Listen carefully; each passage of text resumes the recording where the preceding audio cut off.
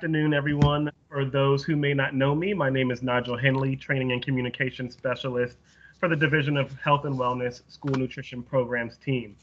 I want to thank you for joining us today on this virtual learning session to review best practices for operating the fresh fruit and vegetable program during the pandemic.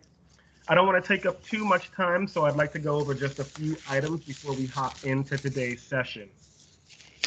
First, for those, I know many of you will probably have questions about today's topic. Please feel free to send them to us using the chat feature. I am sending a message right now to everyone. You should have just received a hello message from me in the chat. We'd like you to use that chat feature to send us your questions today. Once you find that chat feature, go ahead and send us a quick hello back so that we know that you found it. That chat feature is going to look like it's going to be an icon of a text bubble with about 3 lines of text in it. That's how you'll know you're in the right place. If you do not see that chat feature, what we found is that in most cases, if you log out and log back into the training, that feature will then appear. If you're using your cell phone to join us today, tap your screen and look for the toolbar to drop down from the top of your screen. The icon will be there. If you're joining us today via your laptop, the chat icon is in the toolbar at the top of your screen. Second, today's call will be recorded and posted to the OSSI website for you to view the content as necessary at a later date. To ensure a high quality recording, all participants on today's call are muted to reduce background noise as we go throughout the presentation. With those 2 things out of the way, I want to say thank you again for joining us, and I will hand it over to Kimberly Thompson to introduce the rest of the team. Good afternoon, and thank you all for joining today's call. This is the 5th call in our open call series focusing on operating FFVP in the 2020-21 school year. Here you can see an overview of what we'll talk about today. We'll start with some introductions, discuss the purpose of today's call, and then provide information and updates. Next, we'll hear from DC Bilingual and Eagle Academy Public Charter School on how they planned for operations this school year and best practices. Then we'll finish up with a discussion and a Q&A before we wrap up.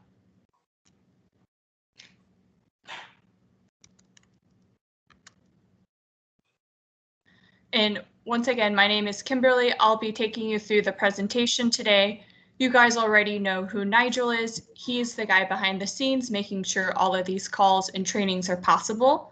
Lizette Wells, our new program specialist, will be joining us from OSSI for the discussion. And then we'll hear from Lola and Isa from DC Bilingual and Vernal Crooms from Eagle Academy.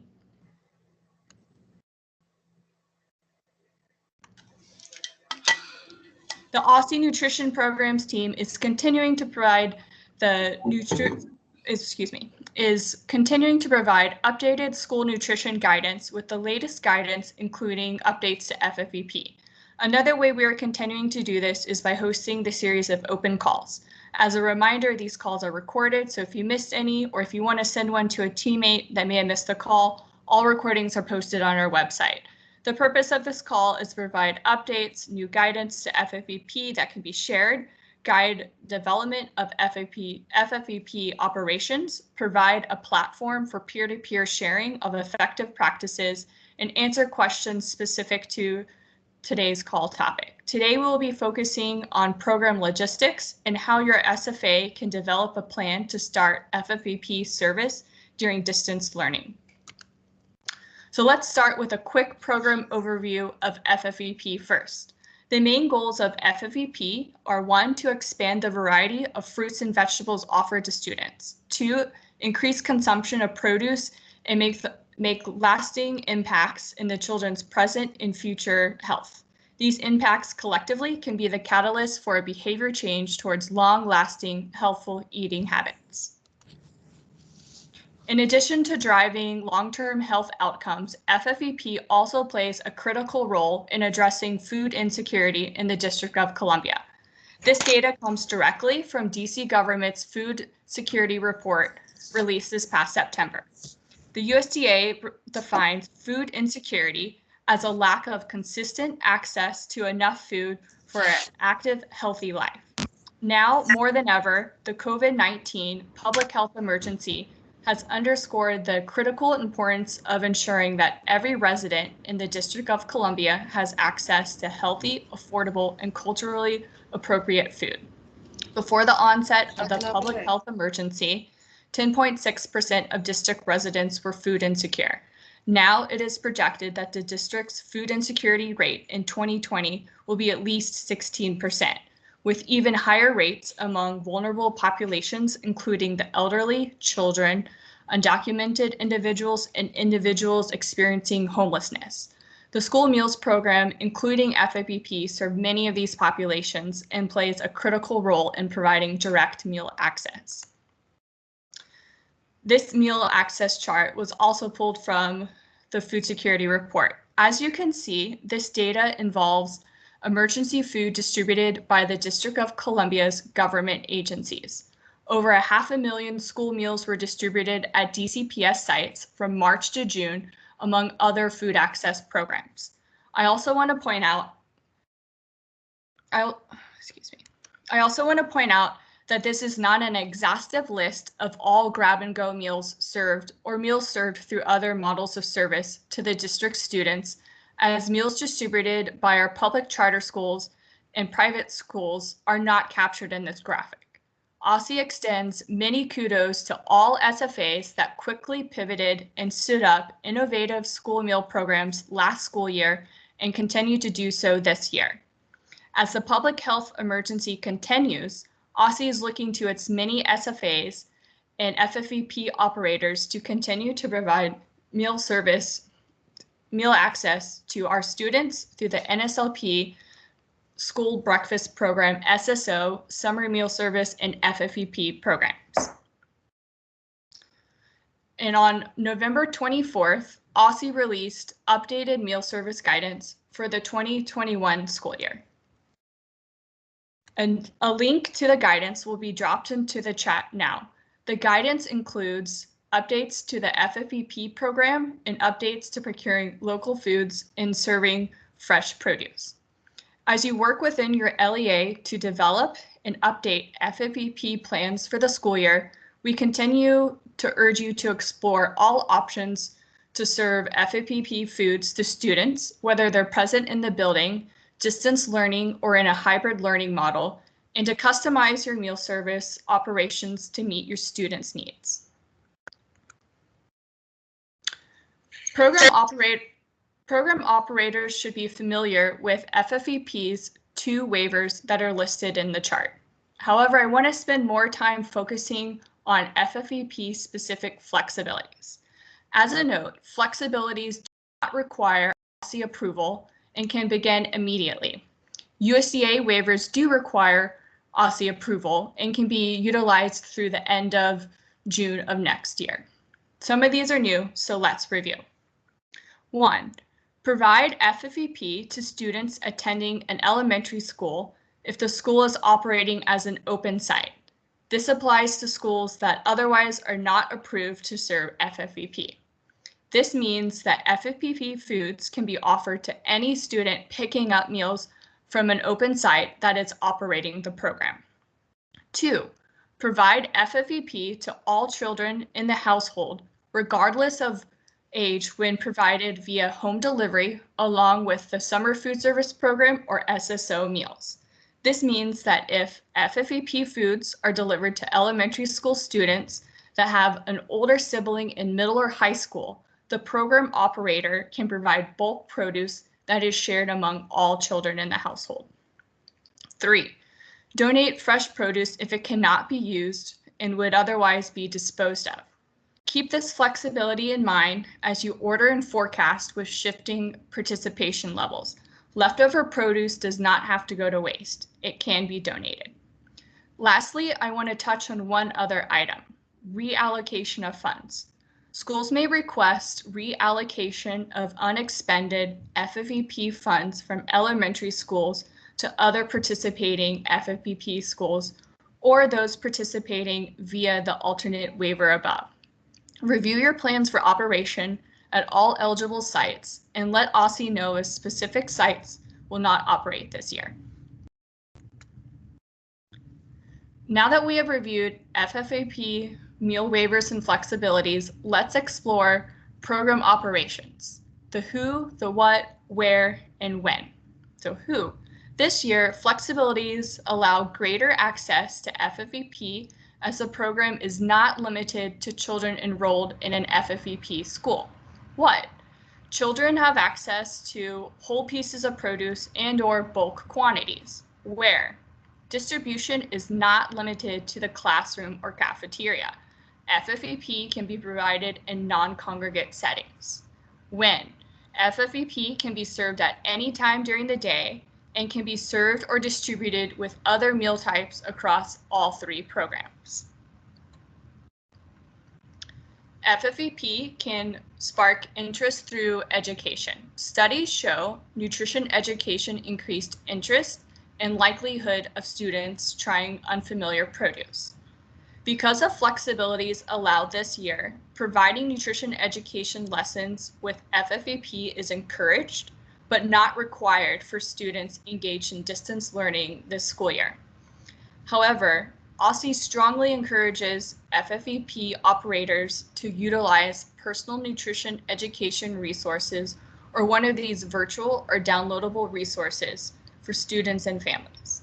Local and community partners can also serve as an education resource. Local food is especially important when national and global food systems are disrupted by large-scale events like a public health emergency. Buying from local growers and producers or processors not only supports our regional economy, it also helps schools have a reliable access to local produce. Find recommendations for procuring local food during COVID-19, as well as resources to help you do so in the updated school meal guidance. Now that we have reviewed new program information and updates, let's start the peer-to-peer sharing portion of today's call. OSSI hopes that you have found this platform valuable in the first few calls.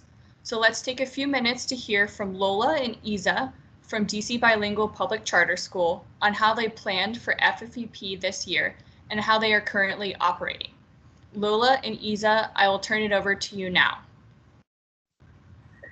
Okay, hello everybody. It's great to see some familiar names in the chat.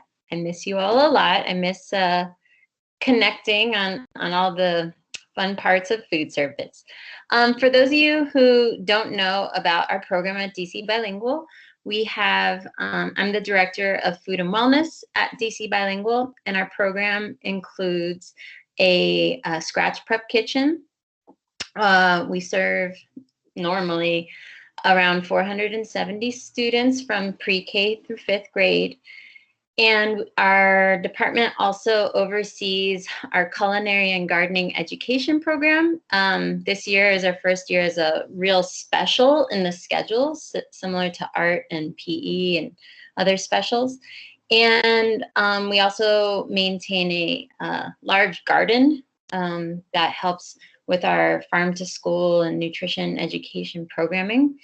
We're a site for Food Corps, which Isa is a service member from Food Corps, and she'll be talking in a few moments about her experience. And my department also oversees food distribution outside of the meals program. So we partner with the Capital Area Food Bank to serve as an ingredient box distribution site. We've done other community-based distributions over this pandemic with our a local church, and we manage a lot of like the volunteering at our school around like food and wellness based activities. So it's a party, although I will say that it's a different kind of party right now. We did shut down for a while beginning in March, and started to actually utilize the remainder of our FFVP funds once waivers were granted for family members to pick up the produce and for non-congregate feeding. over the summer. And we've continued it in a new way this year. As you can see, we're serving twice a week. We do distributions of multi-day meal packages that include breakfast and lunch, and also our FFVP. We have a split staff model. Normally, we have about 6 people in our kitchen, and we've split the team on 3 and 3 at the beginning of the week and the end of the week to be able to cover ourselves if one half of the team is out because of COVID, which has happened to us not 1, not 2, but 3 times this year. So much fun. And we're you can see my favorite 2 ladies, Vivi and Anna, in this picture prepping the breakfast sandwiches for a meal package. Our pickups every Tuesday and Thursday range between 75 and 120 individuals. And we operate as an SSO site. So anyone can come through, and we've reached out to local organizations like Mary Center, BRIA, and also there's the Mutual Aid Network to advertise our meals. So in the before times, FFVP at our school was always really popular. We served 2 snacks a day, fresh fruit and vegetable snacks a day to all of our students every day. And so the way we spent our money looked a lot different. It was smaller portions. A lot of the fruits and vegetables in our rotation were less expensive, more run-of-the-mill things like apples, bananas, oranges, carrots. But every week we had at least 1 to 2 fun and funky additions, such as, mangoes and dragon fruit and all the things that they tell you about when they introduce you to FFVP. And we wanted to continue to offer FFVP as a school because, as we quickly found out, the menu that we could offer in this twice weekly distribution of meal packages, it didn't have as much awesome fresh fruit and produce in general as we were able to offer when we were in person, because we were having to freeze a lot of the meals, sending things home that could keep for a couple days in the fridge. So, it just limited some of our choices that we would have done before. And we're still experimenting to figure out like what goes well in that home package. So being able to choose FFVP gave us another boost of produce. That was something some of our families were definitely asking for during this time. Another thing is that, our participation now is way lower than it was when we were not in a pandemic. On average, we had close to 80% participation beforehand, and now, it's nowhere near there. So because of that, we actually have more to spend on different items that we can send home, which is awesome. We can really run the gamut of what's available through our produce distributor. And we found that like this FFVP program is also has become a really awesome way to connect with our families. It's wonderful to see them showing up, picking up, but to be able to sort of give them an activity to do at home, being that our school really has a high sort of emphasis, a cultural connection to making and preparing and sharing food. This kind of has subbed in for that. So we send home an ingredient, we send home an activity, which you'll see soon. And then actually families come back and communicate with us about them. So whereas before FFVP was just a conversation really between our team and our students in school, and sometimes the teachers too, now it's including the whole family, which has been a big win for us. To decide which produce we send home, there's also a lot of things that we never would have served in school because they might have been too difficult to manage, in a school setting, especially things like when you are allowed to send home or to offer a cooked vegetable at a maximum of once a week. And so we've been able to explore things like spaghetti squash or other squashes that we never would have done those in our kitchen because it just would have been way too much. And you know how squash gets all slippery. No one wants to cut that stuff. But we can also send home other things, like we sent home figs this week. And figs, you know, if we had to distribute those around the school, they would have turned into fig jam by the time they got in a kid's plate. So it's nice to be able to like have different things that we can send. Okay, and here's an example of a way that we connected with our families recently. Probably most of you recognize this piece of produce, but if you don't, it's known as Romanesco cauliflower. Sometimes it's also called Romanesco broccoli. You know, it goes all different ways, but it is delicious. It tastes like a combination of the two, and it's really like a psychedelic 60s poster to look at it. But I had a parent asking me on Facebook, you can see here, what is this? What do I do? Even though we had sent home an activity, but you know, they're asking all the same. And we were able to have a conversation on Facebook with a variety of other family members as well from school of what to do with this, whether people liked it in different ways. And that's what I mean by like community family engagement around this produce. It's just another way for us to connect. As we all know, like food is the best way to connect. And so this was an example of what that can look like for our school. Okay, and here are some examples of activities, and I'm going to kick it off to Isa now to talk about how she has created some of these activities for DC Bilingual. Cool. Hi, everybody. My name is Isa, and yeah, I'm the food course service member at DC Bilingual.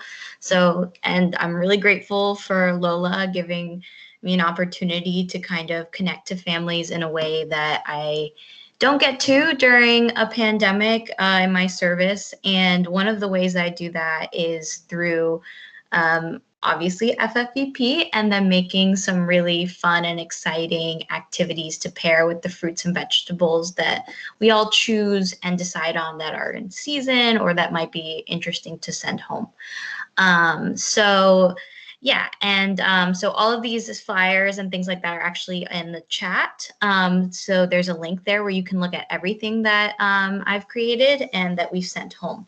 So some examples I've done is like a word search. And that's just like I included there's a set of resources that I'm also going to send out that should be sending out in the chat that includes how I do word searches, which are super easy to make online. And this is a template from Canva, which I use the free Canva to be able to create a lot of my designs. And it's really easy because they just have a template and you kind of plug in what you want. So I add all my designs on there. I'll pick something out for like the roasted beets, for example. I found that they did a comic strip and we were sending home golden beets. So I was like, let me tell parents and families a fun way to cook the beets in case they're not sure. So that's just something I plugged in, and I was able to make it kind of fun and exciting and hopefully engaging for the students as well as the whole family. And we make it bilingual. So we are a bilingual school, and I have the very fortunate advantage of I speak Spanish. In my home, I grew up speaking Spanish, so I don't need to always use Google Translate, so I can make the Spanish kind of fun and relevant to just as relevant in English as it is in Spanish. But I will say Google Translate is a very helpful tool as well if you're trying to make it accessible to a wide variety of populations. So here is an example that we did star fruit. And star fruit was, as you can see, the students here are tasting it, and it was just a really fun fruit that we could send home, but that we could also make it bilingual and make it fun bilingually. So yeah. And then, families ultimately are the ones that make it delicious. So I could send home something like a recipe, which you can see with the apple cookies. And it's a really simple recipe. It's just, you just add some like nut butter on there and some toppings, or, whether families are spicing up some spaghetti squash for themselves. But I also make sure that these lessons and activities actually tie into what the students are learning in school. So we have the advantage, as Lila said, to make it a special, and so I tie in a lot of things to what we're teaching in our gardening and food special. However, we also make sure it ties into some of the other subjects that students are learning about in school. So for the spaghetti squash, squash is a big crop that is a native crop.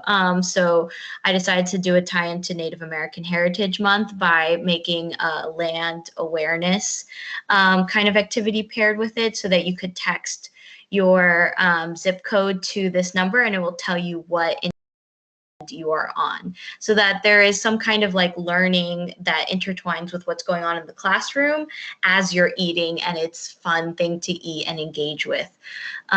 So yeah, and honestly, there's lots of ways you can connect to teachers in this way. As I said before, obviously I have the advantage in the fact that I co-teach a class, but there are several ways you can connect to teachers, whether it be, for us, it can be like they're picking up their meal and I get a minute to chat with them while they're picking up that meal, or sometimes I go to things and it could be that's when I strike up a conversation, or in a meeting when we're in small groups, or even just through email and reaching out, where teachers right now are on their computer all the time. So this is kind of the time to reach out, and they'll see that email, and you could just be like, hey, I'm just curious about what you're doing in social studies, or what kind of history you're learning about right now. And it's a fun way to be able to connect what they're doing with the food that you're sending out to families. So yeah, thank you. All right, thank you so much, DC Bilingual, for sharing your best practices and valuable program insight.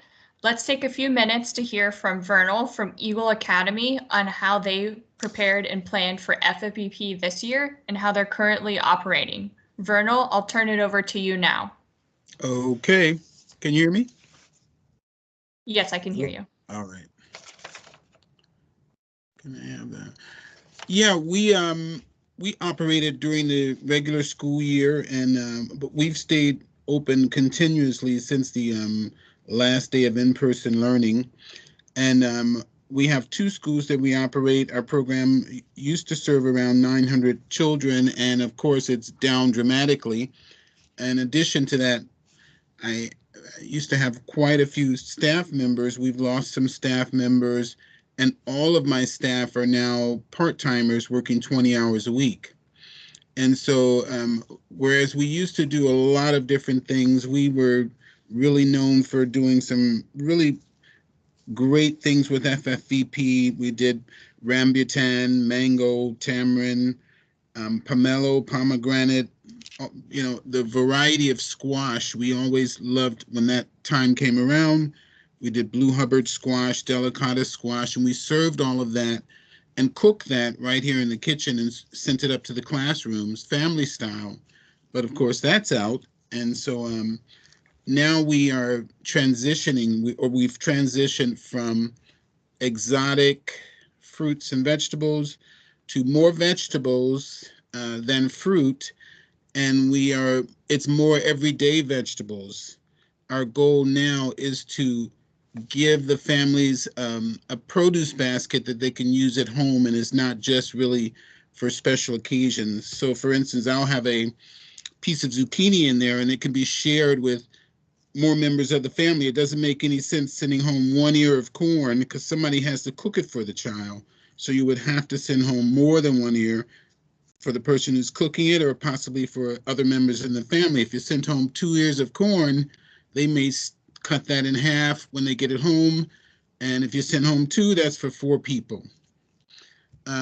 There's been a lot of uncertainty on how we move forward and getting the food out to people, but you can't let that stop you, because if you let it stop you, before you know it, weeks have passed, months have passed, and you can't spend the money. So you have to start doing things to try to get the food out to people. We serve FFVP foods with the grab-and-go meals on Fridays. We also do deliveries 4 days a week. We do deliveries Monday, Tuesday, Thursday, and Friday. But the FFVP is only with the deliveries on Thursday and Friday and with the grab and go meals on Friday. And we have weekly pickups. It averages around 150 families, but there's wide fluctuations depending on the weather and other things. So our pickups can go from 75 each day down to 25. And so it takes a lot of planning to make sure that you don't lose that food. And I'm glad we have the waiver that allows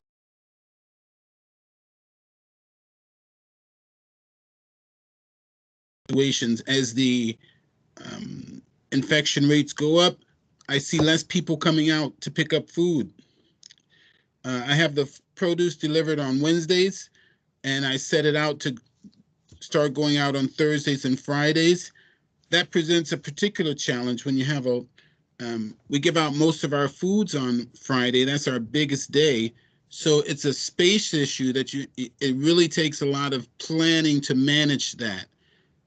Making sure you get in the produce, in addition to all the produce that you need on a day with your regular meals. You know, if you're sending home 4 days worth of food, that's already 6 or 7 or 8 pieces of fruit that you have to send home, plus the FFVP. We put ours all in one bag so that when the family gets a bag of produce, it's more like a typical shopping bag that they would see or that any family would see. So we put everything in one bag and we put the meals in another bag on Thursday and Friday. These are 2 examples, and it really all depends, 2 examples of the type of goods we send home. I like using plantains because one family may split that up into 3 or 4 pieces. And the same thing with yellow squash. Sometimes if I send yellow squash, I may send home onions with it, something that's complementary that lets you cook it. I would never send home onions or carrots, or I never would have served any of those items under FFVP before. But now I'll look at things that people eat. If I know that people eat kale, people eat collard greens, I'll send home turnips with that. And I may send home an onion or a carrot. I don't have the luxury of communicating with everyone, but I do have the experience of knowing how people eat and what things they use to cook with certain produce items. We happen to 1 week have a sale on grapes, and I didn't want to spend time chopping up all those grapes or splitting it up, so I was able to send a bag of grapes home that week. Next one. I use these flyers to try to continue to drive business.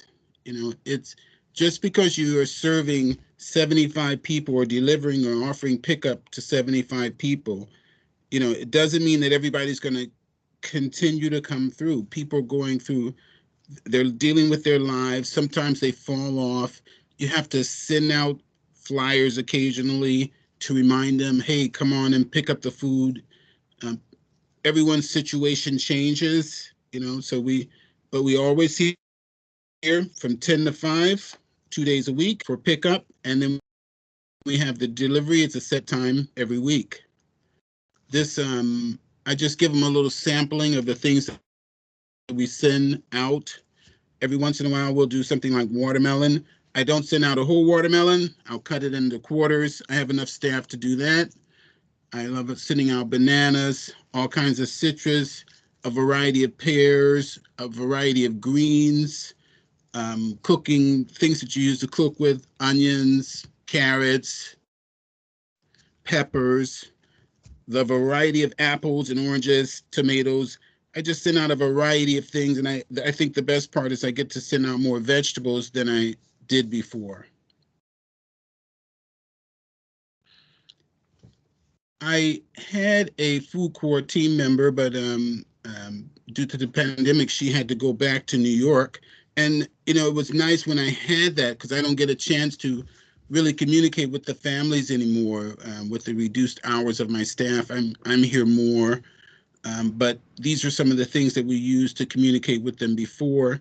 They did recipes and things like that, but I can no longer do that. So I have to try to do everything, just put in the bag what I know that people are most familiar with. And next one, I believe that's it. We've for instance, this week we're moving our FFVP, or coming up to Christmas, we move our FFVP to Thursday. I just adjust, to Tuesdays and Mondays. I just adjust whatever I can to make sure that we do all that we can. And I'd be glad to answer any questions.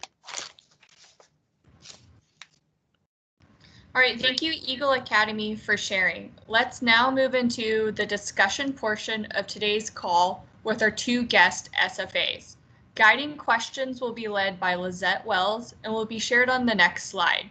We'll also have time at the end of today's call for more Q&A for all attendees. Thanks, Kimberly, and thanks again to Lola, Issa, and Vernal for sharing as well. And as a reminder, please feel free to drop any other questions that you may have into the chat. Now let's jump into the guiding questions. Both DC Bilingual and Eagle Academy operated FFVP last spring during the pandemic. What lessons did you learn that you applied to this school year? Lola, I'll let you answer first and then Vernal. Yeah, I mean, I think that some of the lessons that were learned included the bilingual notes home was not something actually we had started with, and bringing that into the mix created a little bit more communication in between the families and what they were looking for, versus like just us sending things home. I also think that, like, when Vernal was talking about packaging things, we've learned a little bit about like how to better package produce and send things home. There's definitely I'm definitely utilizing the line item when I submit reimbursements for the packaging that sometimes we have to deal with. So for example, when we did send home figs, we weren't just like putting them in a bag. We had some compostable little cartons to send them home. And so like making sure that, I think normally before when I would do FFVP, I was almost always spending most of the money on produce. But this year, I'm thinking a lot more carefully around the packaging.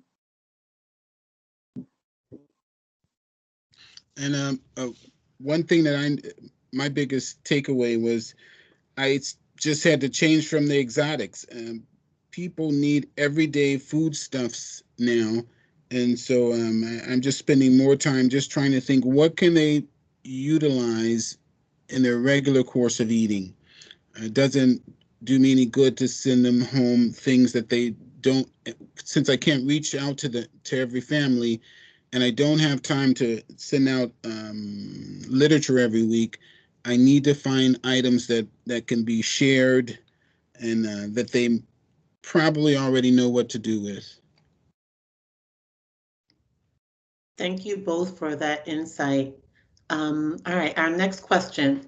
So there's been a lot of chatter about produce boxes within school meals and FFVP. Lola, can you first start by sharing how you are creating produce boxes for families and what you've learned providing whole produce? And Vernal, then you can respond. So we kind of go back and forth. We've done a mix of both a produce box and then also just sending singular produce home for the FFV program. Again, I'll just there is a cost to creating the boxes, you know what I mean? Like that was something that we did a lot of this summer. We created a lot of produce boxes that would include, like what Vernal's saying, a lot of run of the mill things, but it's also, every population is different. And just knowing who's coming through and what they love. It sounds like Vernal's community enjoys plátanos, and ours does too. They also are extremely excited to come and pick up pineapple, mango. We did tamarind a little bit in the boxes this summer too. And that's important because like more than ever you're marketing right now. And if you don't put like something in there that connects to them that they really actually want from time to time, people just aren't going to show up. That's it. I try to make the produce box or bag in our case. I just try to, because what happens, I believe families get their meals home and they don't follow a schedule. It's not likely whatever you have on your menu for Tuesday, they probably aren't going to do that for Tuesday. They're like any other family. They open up the bag, everybody grabs what they want to grab, they eat it when they want to eat it. And so I just try to have things that people are they want to grab, they want to eat. And then I have certain things that they have to cook, and it goes with a meal. It has to be prepared. Everything's just not a eat and go, but I always do a separate bag or box, and I always include my regular fruits and vegetables that will go into the bag anyway, that goes with the meals. And I think that it gives them a nice variety of produce. I mean, if you look at it, every bag, for instance, on a Friday, there's going to be no less than 6 or 7 different types of produce. And that's what that's what a lot of families experience anyway. And this gives them that opportunity to do that. Thank you so much for your insights and your practices on produce boxes. Kimberly reviewed FFVP waivers and flexibilities earlier in the presentation. Vernal, what waivers and flexibilities has Eagle Academy utilized for FFVP, and how have they made your program operations more successful? Lola, after Vernal, you can respond. Well, just with the parent pickup, the authorization, that just makes it so much easier, because a lot of parents they don't want to bring their kids out. They come and they pick it up. Some parents come and they pick it up and they'll send the kids in to pick it up, but some they won't. And I can understand that. And I'm, especially excited about the possibility of donating, any leftover food, because it's hard, if you drop the number of families that you're serving, and what you thought you would serve starts to go bad. You need to have some alternatives, and being able to drop those off. There's a lot of places that are in need. I had to throw away a bunch of apples. I can drop those off at the shelter without any repercussions. That's a big thing for me. Yeah, I don't have much else to add from what Vernal said. I mean, we using the non-congregate waiver, the parent pickup waiver has changed everything, especially because families are so busy maintaining the virtual schedule, or if their children are in childcare or whatever. It's important. It's also important because we've had, it's difficult. It's a way for families to help out other members of their families. We have families at our school who might have cousins of cousins who come also to our school, or who are DCPS students. And so them being able to pick up and list their names and for us to keep track of that is helpful, so that we can increase our participation, but also just serve more people. Awesome. Thank you for those answers. Both Eagle Academy and DC Bilingual used all of your FFVP funding for the last fiscal year, and that included the spring months when the pandemic first started. What planning are you doing this year to ensure that your SFA uses your entire FFVP allocation? Verna, I'll let you start, and then Lola, you can wrap up our guided discussion section of today's call. Well, fortunately or unfortunately, I never have any problem using up the money. I build a strong relationship with Keeney Produce, and I know what's coming into season, and I just try to encourage them to get the things that I need. As the relationship with Keeney is especially important. Whoever you're salesperson is over there, just building that strong relationship and knowing when things come out. I know that lemon plums come out in February or March, and I'm always waiting to get those. So I just encourage everybody, don't sleep on spending your money, or Lola and I will probably spend it for you if you don't. Yes, we will. And I think that brings up a good point, is that, yes, it's great to get things through if you have a main distributor going through them, but there's also, you can do micro purchases with other local purveyors and growers for this, for FFVP. So I'm looking forward to the springtime when I'm going to reach out to some of my farmer friends for some of the lettuces and greens, and of course strawberries, hopefully, that they'll have on deck. I love looking at the Dreaming Out Loud produce list every week and just thinking through, like, what can we do to purchase from them. And we're planning to do more purchases on certain items for those.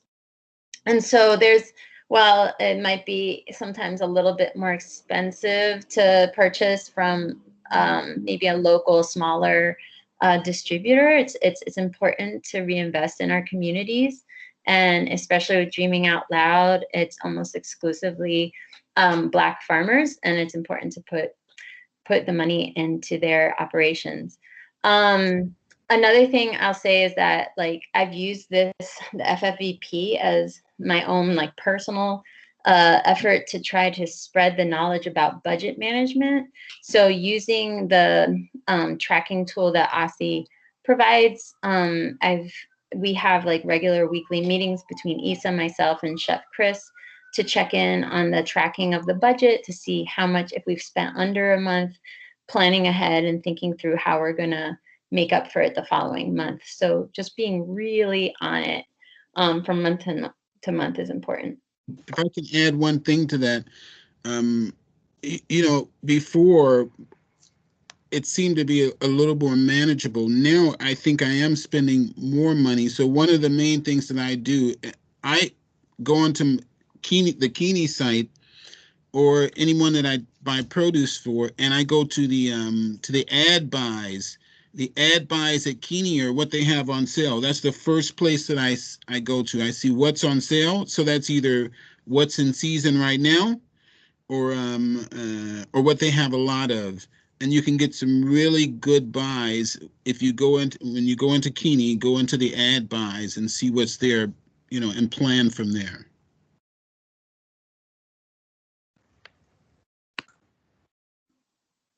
All right, thanks for leading a great discussion, Lizette. Now that we have finished up the guiding questions portion of today's call, let's take a pause here for questions. And these can be questions from all attendees. Thank you, Kimberly. We did have one question come in on the chat, and it would be a good question for you to answer. It came from Langeras. So the question is, we have received some requests from our schools for the fruits or vegetables for pre-K students, and they wanted to make sure that it's not choking hazards. So if it's sending home, how can they ensure that it's not choking hazards for their students, for the pre-K students? Sure, so this is a great question.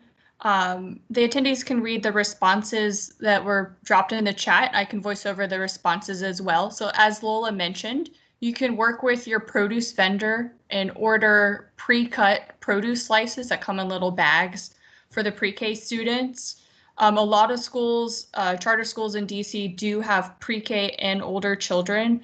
So you could do that for the younger kids. And then another option is you can send home instructions to the parents. So the parents could have proper cooking instructions that say how to cut the produce to make it age appropriate to small pieces, or if cooking is needed to make the, like baby carrots soft, so hard things are softer, or larger pieces of produce are cut into bite sizes. That's another way that you can address that scenario.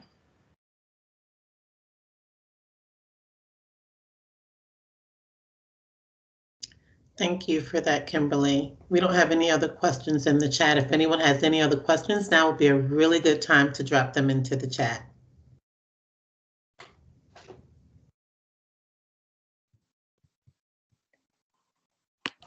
I just want to say something real quick too. I was thinking about this earlier. Vernal and I are both really fortunate to work at schools that have kitchens, but not everybody has a kitchen for breaking down the produce or dealing with it in the way that we have. And you can still make FFVP work. I mean, particularly right now, being able to send home the whole piece of produce is way easier than having to break it down in a very small space. But we were doing FFVP at DC Bilingual before we had a kitchen. We were operating out of essentially a closet with a sink and a refrigerator, and still were able to utilize the FFVP funds to prepare and send snack in school at that time. And it a lot has to do with your distributor and what they're willing to work with you on. But it's certainly it's not impossible. And it just requires a little bit of creativity, and there's so much more flexibility now with the FFVP program than there was when we were in our closet. And it doesn't have to be something every single day of the week either. It can be, once or twice a week of an activity or piece of produce. And it's just really important, I think, to get in the rhythm of doing this for our children. They need these fruits and vegetables so much, and it gets them excited. Can I just add one additional thing to that also? I found that it's very important to make sure that when you're checking in your produce, you don't want to send home a bag of produce that's all going to ripen at the same time. So if you're putting avocados in, or mangoes, or bananas, or anything that, I don't want them to get the bag on Friday and realize, well, we have to eat all of this today. So my bananas that I send home now are not the bananas that I'd ever serve in school, because they will need a few days to ripen. The same thing with the avocados. If the avocados come in soft, I'm sending them right back, because I don't want them to have to eat everything, in a day or two. So just plan your produce bag or box accordingly, and consider that they also have the fresh fruits that they have to eat with the meals. So if you're giving it away on Tuesday and everything is ripening on Wednesday, then they're not going to be very happy.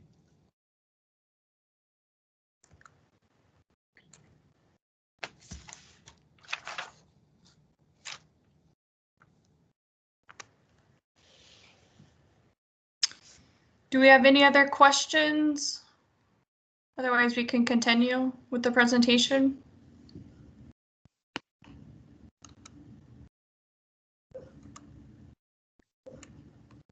All right, thanks for participating in the Q&A.